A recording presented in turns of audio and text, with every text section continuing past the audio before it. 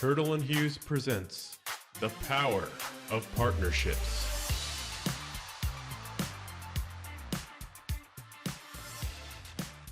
Hello, everybody. Welcome back to the Power of Partnerships podcast, Turtle Hughes monthly podcast. Each month, we're joined by our best-in-class partners, and sometimes those partners are our own employees. My name is Greg Scalera. I'm the Creative Technical Manager here at Turtle Hughes, and I'm going to introduce our guests today one at a time, and they will tell you who they are and what they do here. Natalie Raymond, welcome to the show. Hello, thanks for having me. I'm the Purchasing Manager for the New York, New Jersey Purchasing Department out here in Somerset, New Jersey. Jason. Hi, I'm a senior data analyst. I am, basically working on cost savings. I've been with Turtle for about 8.5 years now. Hey everyone, my name's Lauren. I am the Training and Development Coordinator, everything pretty much on the corporate and distribution side of training.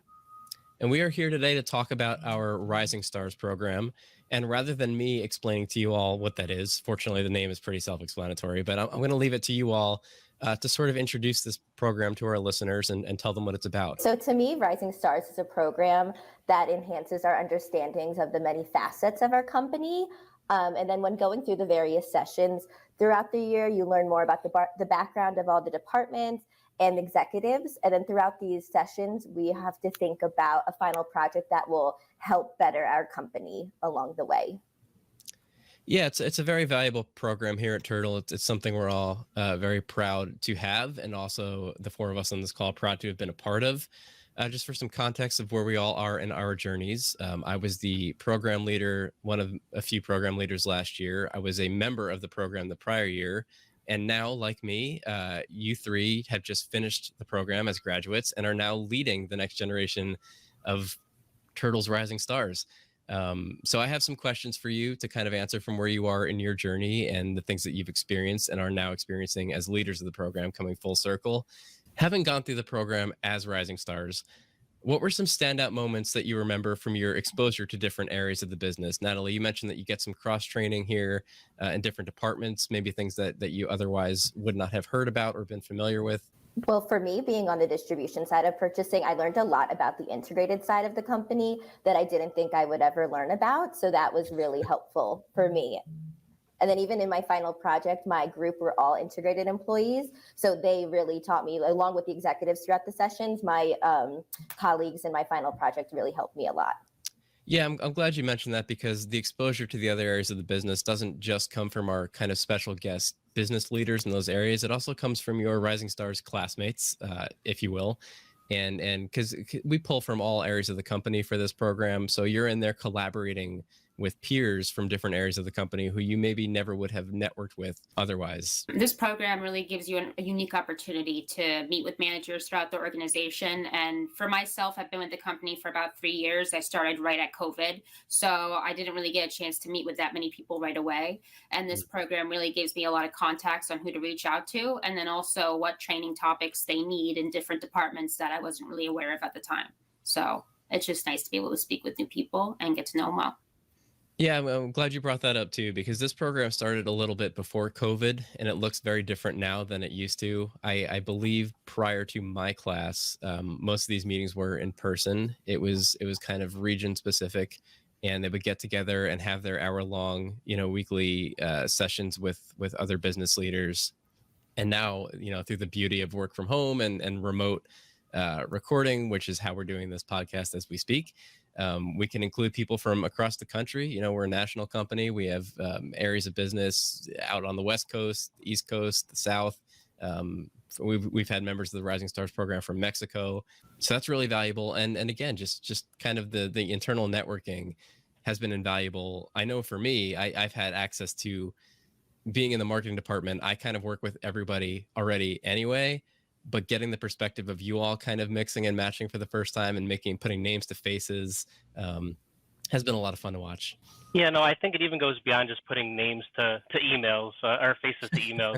Yeah. You get to that point of you're working in a silo sometimes, and your immediate people that you're working with, but there are also other people working in silos, and breaking down those barriers and getting to know people even on an emotional level can really help you in terms of your work product.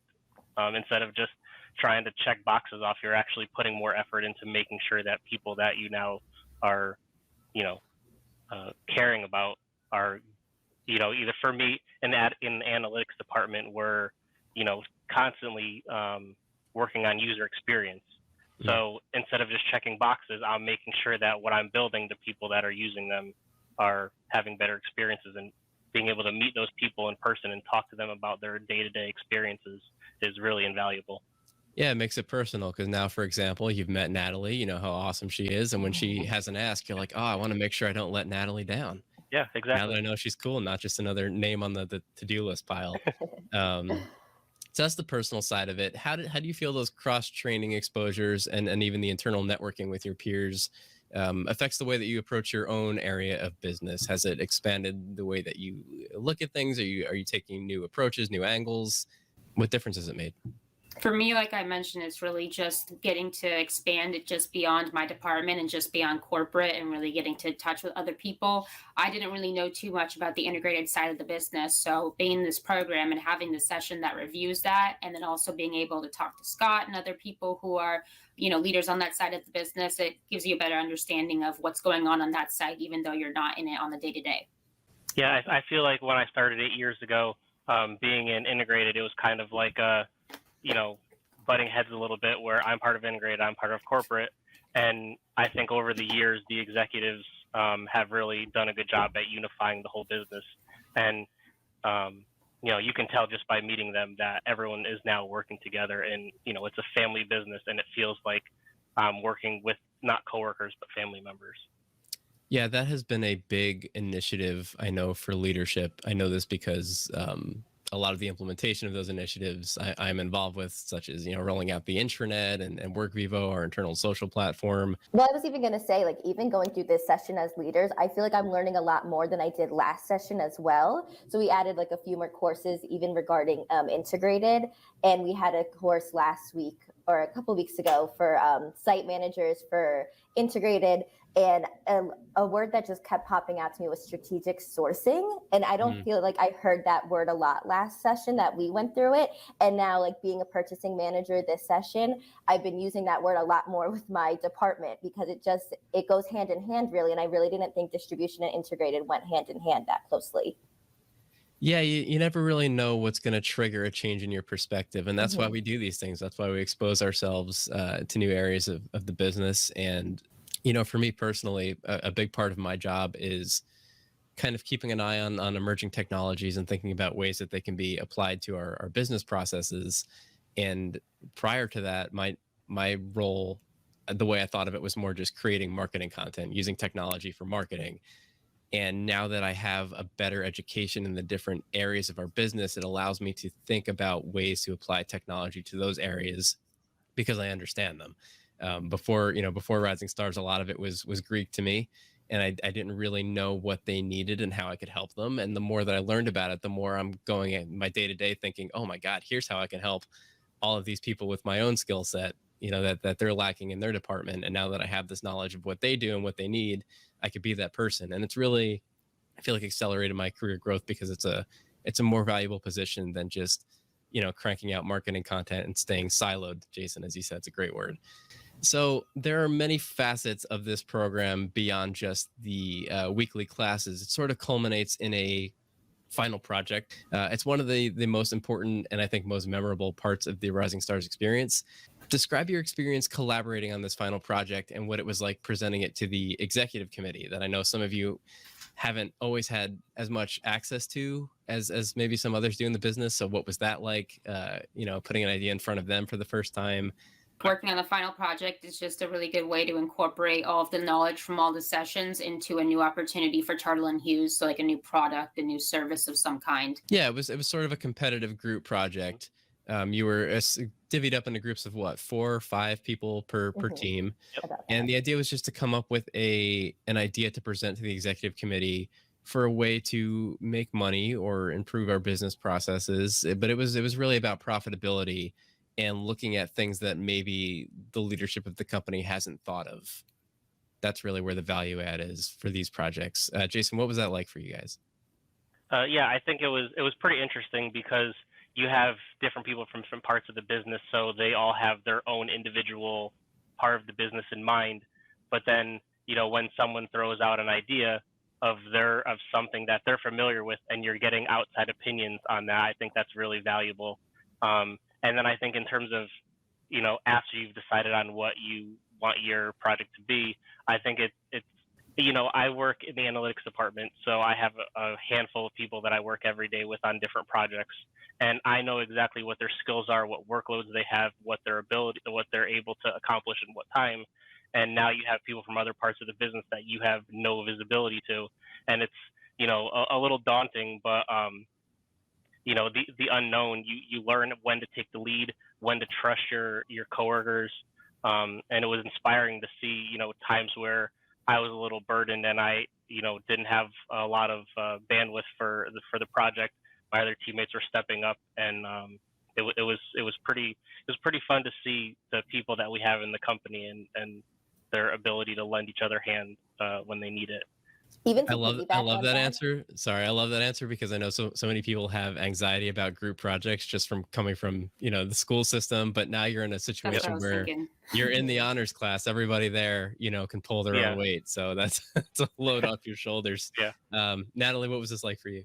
Well, even to piggyback on that, getting the mentors that we were assigned for our group project too, like I didn't think I would ever have to work. I didn't think I would ever work with Scott West, but our final project had to do with integrated and acquisitions on integrated side. So even just hearing his experience about acquisitions and working in integrated, that was even interesting for me alongside doing the final project. Yeah. So for context, Scott West, president of our integrated supply division, if you need to learn a lot about integrated supply fast, there's nobody better in the company to have access to. And part of the fun of this final project, I think, was you really got access to any resource in the company that you needed. There were really no closed doors, and we tried to make that very clear for you guys to go and be creative and be resourceful and knock on doors and ask questions to people that you maybe didn't think that you had access to. You did, and I hope that mentality carries with the graduates of that program even beyond just the final project. You should know that if you have a good idea, everybody in the company is open to it and willing to hear it and anxious to figure out how they can help. But now you've made it through that process. Any insight on what it was like talking to the executive committee? Were there any nerves there? What was it like getting up, in front of them all on presentation day and telling them about this great idea you had? It was definitely very nerve-wracking, but what I mentioned and what I wanted to mention about the project is just that all the team members were from different parts of the business, and everybody kind of knew where their strengths lie as far as presenting or giving, profitability and different types of topics to focus on. So it was nerve-wracking, but the preparation was the most important thing. And I feel like all of the teams did a really good job to prepare for their presentation and really know what they're discussing. Yeah, I was definitely, my year in my group, I was the kind of creative engine behind the project. But when it came to the profitability report, I was glad that I had other people who knew what they were talking about, because that's not my cup of tea. Definitely. Yeah. So you made it through, you pitched your projects. Some of you won, some of you didn't. We won't name names. How did your experience as a rising star going through the program inform the way that you've approached leading the program this year? Was there anything that you observed during your time as a rising star that you were like, I'm going to carry this into my leadership. I know what these people need and how to lead them, as it were?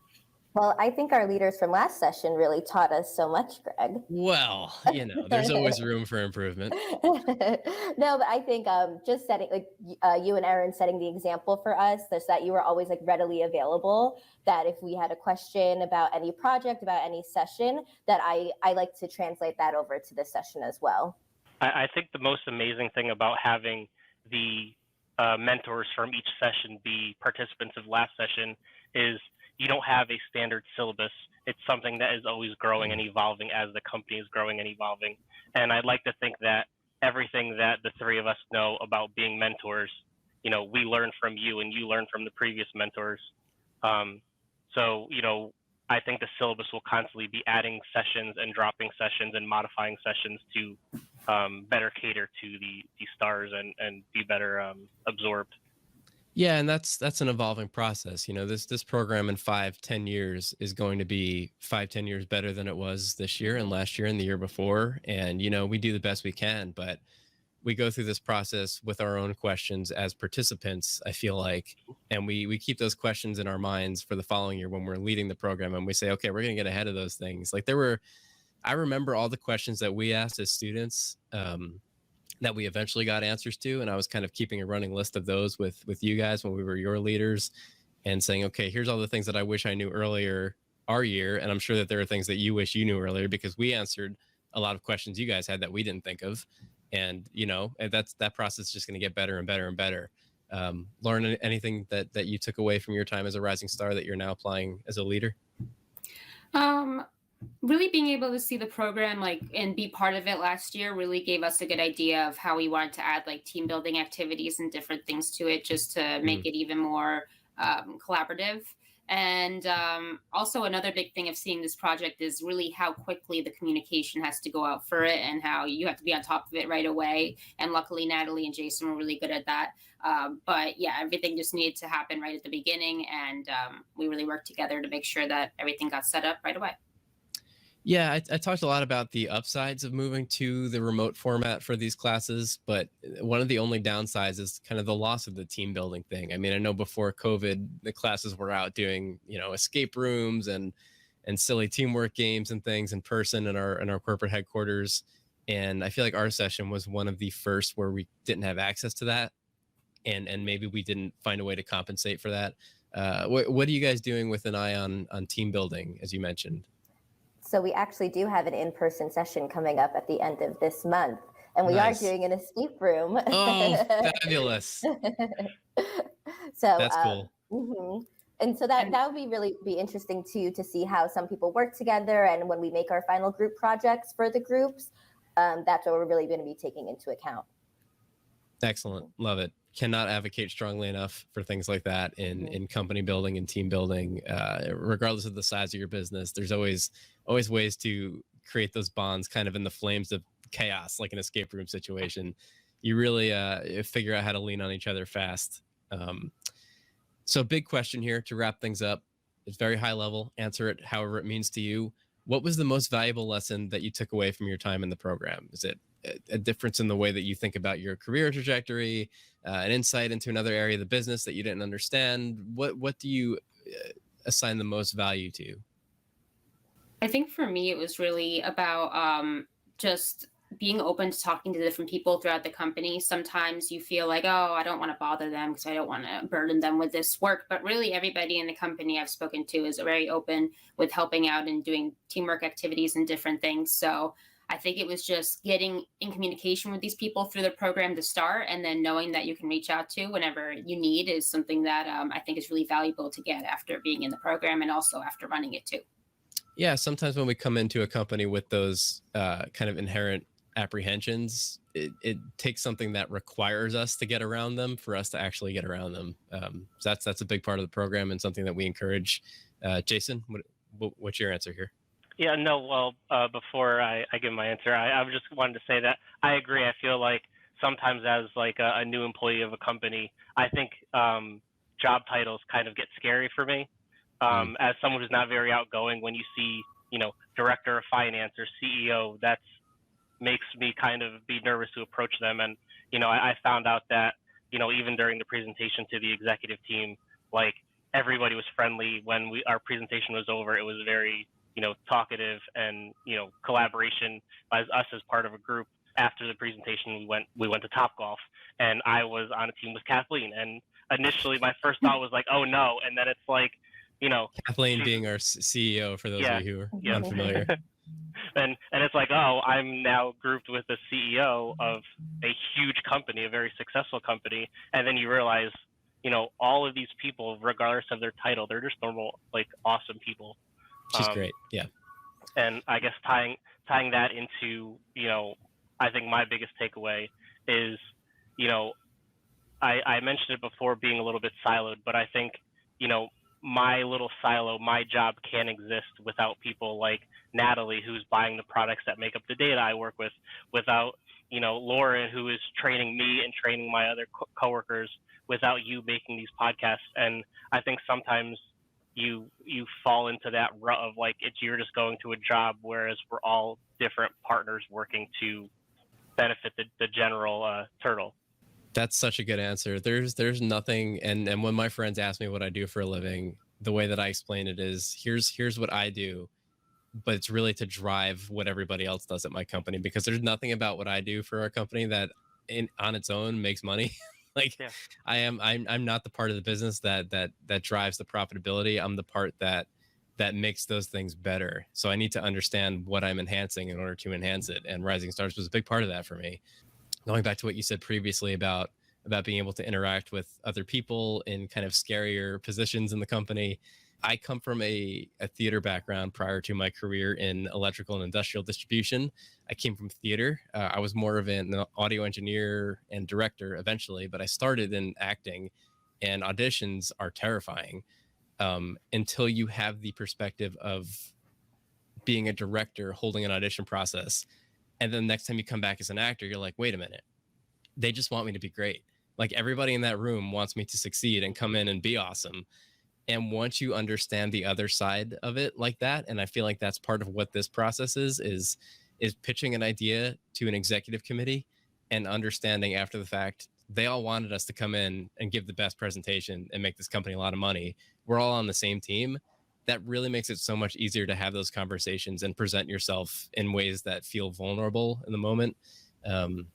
Just understanding that they want you to succeed and want you to do well, and they're not there to scare you or be intimidating, really is so much of that battle already.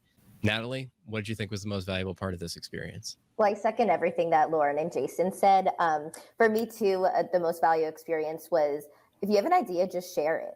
Like once you really get to know the executives, you realize that they're not scary people. They have everybody's main intention in line, that everyone just wants to succeed. So there's no idea too big or too small. If you want to change the kitchen supply vendor, or if you want to acquire a new company, then just put your ideas out there, and what could go wrong? Either they say no or they say yes, and then you look like the winner anyway. Yeah, Turtle has made a lot of deliberate effort to keep channels of communication open across the company and get ideas up the ladders of leadership, regardless of what they are, what their purpose is. We have a system in place for new ideas for profitability. We have a community suggestion box in place just for things that we would like to see in the company, regardless of whether it's company culture things or just business practices. Ideas are a big foundation of our culture, I think, at Turtle. And I know that I've personally, over the years, suggested ideas that in the moment, as I was saying them, I was like, this is a stupid idea. And it was never once received as a bad idea by anybody. It was always, okay, how can we take this and make it work and find the improvement in it? And, not every idea is going to make the cut, but the ones that do, it feels good. And it's nice to be a contributor of Turtle moving forward, regardless of whether it's your business area or not. So that's kind of all the talking points that we had scheduled for the day. Is there any final words that any of you want to give, whether it's your experience as a rising star or as a leader or for the next generation? Any words of advice? Anything we're missing? I would just say, for any incoming rising stars, don't be afraid to ask questions. Like even this session, being a leader and hearing the other stars' questions that weren't asked during my session, I'm learning so much more through that process now. I was going to say that backing off of that is just don't be afraid, even if you're somebody that you may think that you're not in a role where you can be selected for this program. Like anybody can be selected for it. Just step outside your comfort zone and really become a leader in the company. Like we all mentioned here, everybody is open to running with ideas and helping you out. So just keep that mindset, keep that motivation, and get to where you want to be. Yeah, and I should mention that this is a program that we nominate each other for, but also you can be self-nominated. So there are lots of ways, to take advantage of this. It's a great opportunity. If anyone previously was uninterested in it and you're listening and you're a Turtle employee, I hope that this episode helps you find an interest in it, or at least understand the potential of the opportunity, rather than just thinking of it as, another thing on my plate every week. You really get out of it, I think, more than you put in. Jason, any closing thoughts? Yeah, no, I agree with both of those. We definitely have members of this class of Rising Stars that were nominated by a peer, but also self-nominated, and we have people that have 1 year of experience, we all the way up to, I think, like 10, 15, maybe even 20 years of experience. So don't be afraid to ask, because, Greg, a little thought that you have that you may, throw it out there and then think that it's kind of silly, some subject matter expert may grab it and run with it. So you never know. You never know. Thanks, guys. Appreciate you joining the show. Appreciate you giving your insight on this awesome program. It's one of my favorite things we do here at Turtle. And thank you all for listening. And, hope you subscribe to our show. It's on all major podcast platforms. It's on our YouTube channel, The Power of Partnerships by Turtle and Hughes. Thank you for listening. Tune in again next month for another conversation with our partners. Goodbye, everybody.